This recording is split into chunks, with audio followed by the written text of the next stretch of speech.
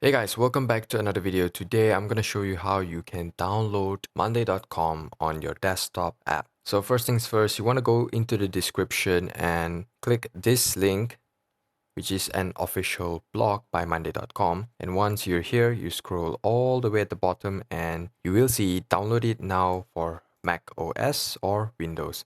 Now, if you have Apple, you can click on Mac OS and it will take you to a link on the App Store, and this is where you can download monday.com.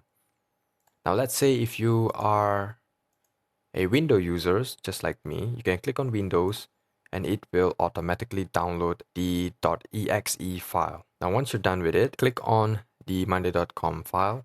Now, this is what you will see, which is the setup, and you have two options right here. Anyone who uses this computer for all users or only for me. Now, what does this mean is that if you have more than one user in your Windows account, whether that could be a guest or a family member, you can choose the option to download it for both parties or only for your current account that you are using. I'm going to choose the option only for me and install it.